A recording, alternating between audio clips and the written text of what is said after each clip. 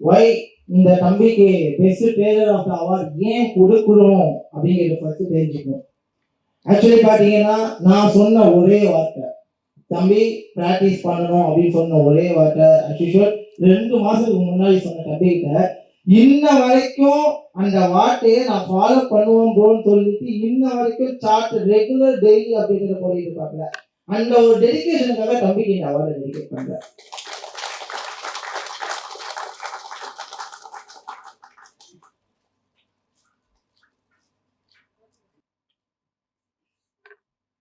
எல்லாருக்கும் ஃபர்ஸ்ட் வணக்கம். ஃபர்ஸ்ட் நான் இப்பதான் ஸ்டேஜ் ஏறி பேசுறேன்னா இதுதான் முதல் தரணும். ஸோ ஏதாவது தப்பா பேசுனீங்கன்னா கொஞ்சம் அட்ஜஸ்ட் பண்ணிங்க. ஏன்னா நான் வயசுல ரொம்ப சின்ன பையன். ஃபர்ஸ்ட் என்னை பத்தி சொல்லணும்னா ஸ்கூல் எல்லாம் காலேஜ் எல்லாத்தையும் படிக்க பத்தி ரொம்ப லாஸ்ட் பெஞ்ச்.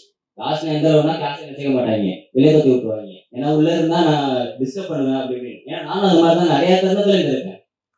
எனக்கு எப்போ இந்த ட்ரேடிங் இந்த மேட்ரிக்ஸ் இதை பத்திலாம் எப்போ எனக்கு தெரிய இருந்துச்சுன்னா ஃபர்ஸ்ட் இயர் லாஸ்ட்ல தெரிய இருந்துச்சு. அதாவது என் ஃப்ரெண்டு சொல்லி, மச்சான் இலும் நிறைய ஒருத்தன் இருக்கான், அவன் தான் எல்லாத்தையும் கண்ட்ரோல் பண்றான், ட்ரில்லியனா சம்பாதிக்கிறான் அப்படி இப்படி நிறைய புலம்பிட்டு இருப்பான்.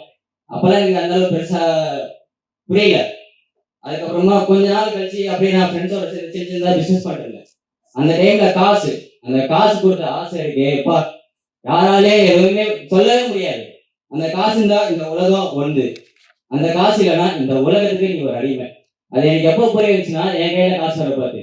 ஏன்னா எங்க அப்பா சொன்னோம்னா கிட்டத்தட்ட ஒரு 20-25 வருஷமா வெளிநாடு தான் கஷ்டப்பட்டு சம்பாதிச்சவங்க தான். எங்க ஊர்ல மோஸ்ட்லி எல்லாரும் அப்படிதான், நானும் அதே வயசுல தான் படிச்சு வளர்ந்தது. அதனால ரொம்ப படிச்சு என்ன கோடி கோடியா கொடுக்க போறாங்க, எங்கேயாச்சும் போய் நின்று தான் கிடக்கணும் அப்படின்ற ஒரு கான்செப்ட்ல தான் நான் படிச்சது. மன்னிச்சிருங்க கொஞ்சம் திகி பேசினா, கொஞ்சம் இருந்து பேசினா, ஏன்னா ஃபர்ஸ்ட் டைம் அதனாலதான். அப்புறம் ஃபர்ஸ்ட் என் ஃப்ரெண்டுங்க தான் அதே பையன்கிட்ட ட்ரேடிங் என்ன மச்சான் உனக்கு தெரிஞ்ச மாதிரி நீ சொல்லுங்க. அவனே இப்போ சொன்னது என்ன, எனக்கே பெருசா தெரியாதா, நானும் உன்ன மாதிரி ஸ்க்ரோல் பண்ணி இன்ஸ்டா யூடியூப் அது மாதிரிலாம் பார்த்து தான் இது பண்ணுறேன். அதுக்கப்புறமா எனக்கு தெரிஞ்ச சர்க்கிளில் யார் ட்ரேடிங் ஃபர்ஸ்ட் கற்றுக்கிறான்னு பார்த்தேன். அப்போ என் ஃப்ரெண்டு ஒருத்தன் பார்த்திபன் ஒருத்தன், அவன் தான் ஃபர்ஸ்ட் இதை பற்றின ஒரு ஃபுல் ஃபிளெஜான ஒரு விளக்கத்தை கொடுத்தான். ஆனால் அவனுக்கு அந்த அளவுக்கு பெருசாக தெரியாது, ஒரு விளக்கத்தை கொடுத்தான். அதுக்கப்புறமா எங்கே போய் படிக்கலாம், செகண்ட் இயர் ஸ்டார்டிங்லேயே அப்படியே கொஞ்சமாக மூவ் ஆச்சு. கிட்டத்தட்ட நான் ஒரு 10 to 15 கிளாஸஸ் போயிருக்கேன். ட்ரேட் ஜீனியஸ் தான் அதில் லாஸ்ட். அதுக்கு முன்னாடி நான் போகாத கிளாஸஸே இல்லை. ஐசிடிஆர், பிரைஸ் செக்ஷனு எல்லா இதுலேயும் போது விளையாடியாச்சு. ஆனால் எல்லா கான்செப்டும் மேக்ஸிமம் ஒரே மாதிரி தான் இருக்கும். ஆனால் ஃபைனல் ஸ்டெப்புன்னு ஒன்று இருக்கும்ல, எந்த இடத்துல ட்ரேட் எடுக்கணும் எல்லாரும் சொல்லிடுவாங்க. இந்த இடத்துல பூமாவும், இந்த இடத்துல நேரமும், இந்த இடத்துல சரியில்லை போவோம் எல்லாரும் சொல்லுவாங்க. ஆனால் எந்த இடத்துல நம்ம பிளேஸ் பண்ணணும்னு ஒரு பாயிண்ட் இருக்கு. அந்த பிளேஸ் பண்ற பாயிண்ட்ன்றதே யாருமே அந்த அளவு கிளியரா சொல்ல மாட்டாங்க, அதுக்கப்புறம் ஸ்கிப் பண்ணிட்டு போயிடுவாங்க. இது எதனால காரணம்னா, ஏன்னா ட்ரேடிங் டெக்னிக்கல் கற்றுக்கிறது ரொம்ப ரொம்ப easy. Technical fundamental forex market கூட ஏ டு இசட் கொடுத்துருவான். டெக்னிக்கலும் அதே தான். ஏதாவது நீங்க ஒரு கன்செப்ட் பிடிச்சி ஜாலியாக போயிட்டே இருக்கலாம், எல்லாம் ஒரே மாதிரி தான் இருக்கும். இங்க எங்க வந்து இடிக்கும்னா, டெக்னிக்கல் தெரிஞ்சவங்க எல்லாராலையுமே ப்ராஃபிட் மேக் பண்ண முடியாது. ஏன்னா ப்ராஃபிட் மேக் பண்றதுக்கு ஒரு தைரியம் வேணும். எந்த மாதிரி சொல்றதுன்னா, லைக் உங்க பாக்கெட்ல ஒரு 100 கிராம்ஸ் ஆஃப் கோல்டு வச்சிருக்கீங்க வச்சுங்க. நீங்க நடந்து போறீங்கன்னா குடிச்சுக்கிட்டே போவீங்களா இல்லை கேஷுவலா போவீங்களா?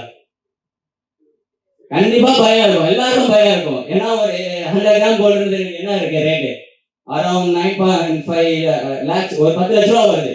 10 லட்ச ரூபா தொகையை நம்ம எடுத்து போனா எவ்வளவு பேஜ் எடுத்துட்டு போவோம். அதேதான் ரியல் அக்கௌண்ட்ல நடக்கும். ஆனா அது படிச்சவங்களால எல்லாராலையும் பாசிபிள் பண்ண முடியும்னு கேட்டா கிடையவே கிடையாது, சான்ஸ்லெஸ். அதனால அவங்க ட்ரேடிங்ன்ற சொல்லித்தர பிளாட்ஃபார்முக்குள்ள வருவாங்க. அந்த மாதிரி தான் நான் முக்கால்வாசி இது வரைக்கும் கடந்து வந்தது எல்லாமே அதுதான். ட்ரேட் ஜீனியஸ் அவங்க சேனலை பார்த்தேன். அவங்க சேனலை பார்த்த வேகத்துக்கு ஒன்றும் சேரல. கிட்டத்தட்ட ஒரு எப்படி பார்த்தாலும் 3 to 4 months ஆகும் கூட எல்லா வீடியோவும் பார்த்துருப்பேன். அதுலேயே முக்கால்வாசி போயிருச்சு. ஏன்னா எல்லா சொல்லி கொடுத்தா இவரும் சொல்லி கொடுத்தாரு, இவரோட டெக்னிக்ல சொல்லி கொடுத்தாரு, அது வேற ஒரு நேம், எல்லாமே சேம் லைக் அதே மாதிரி தான் போச்சு. ஆனால் யாரும் பண்ணாது என்ன இவங்க பண்ணாங்கன்னா, லாஸ்ட்ல நான் ஸ்டேஜுக்கு வரணும்னு சொன்னேன்ல, அந்த ஸ்டேஜுக்கு வர பார்த்து நான் யாரையுமே கான்டெக்ட் பண்ண முடியாது. அதுக்கப்புறம் அவங்க இருப்பாங்க, வேற வேற கிளாஸ் எடுப்பாங்க, அப்படியே மறைஞ்சிருவாங்க. அதுக்கப்புறம் எந்த ஒரு டவுட் கிளியர் எதுவுமே பண்ண மாட்டாங்க. ஆனால் ட்ரேட் ஜீனியஸ் எனக்கு அப்படி என்னைக்குமே பண்ணதில்லை. எப்போ கேட்டாலும் சரி, தினேஷ் ப்ரோ, கார்த்தி ப்ரோ, கண்டிப்பா அவருக்கு அவங்க 2 பேருக்கு தான் தெரியும் அவங்க எவ்வளோ டார்ச்சர் பண்ணியிருப்பேன், எவ்வளோ இது பண்ணியிருப்பேன்னு. ஆனால் அவங்க எல்லா வரையுமே கண்டிப்பாக சொல்லி தருவாங்க. எவ்வளோ கிளாஸ் இருந்தாலும் முடிச்சுட்டு நைட்டு 1 மணிக்கு அவர்கிட்ட கேட்பேன் கார்த்தி ப்ரோட, லாஸ்ட் ஒரு 2 டேஸ்க்கு முன்னாடி கூட கேட்டேன் ப்ரோ பிடிசி என்ன ப்ரோ எடுத்து பார்க்கணும். அப்போ கூட அவர் சொன்னாரு.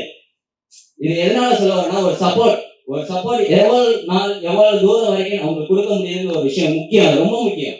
ஏன்னா யார் வேணா வரலாம் போகலாம் மறந்துடுவாங்க. ஆனா லாஸ்ட் வரைக்கும் எப்படி சொல்றது, ஸ்டார்ட் டு எண்ட் வரைக்கும் அந்த ட்ராக்கை ஃபினிஷ் பண்ற வரைக்கும் கூட இருக்குது பாத்தீங்கன்னா கிரேட் ஜீனியஸ் மட்டும் தான். அதுக்கு நான் ரொம்ப பெருமைப்படுறேன், ரொம்ப சந்தோஷப்படுறேன்.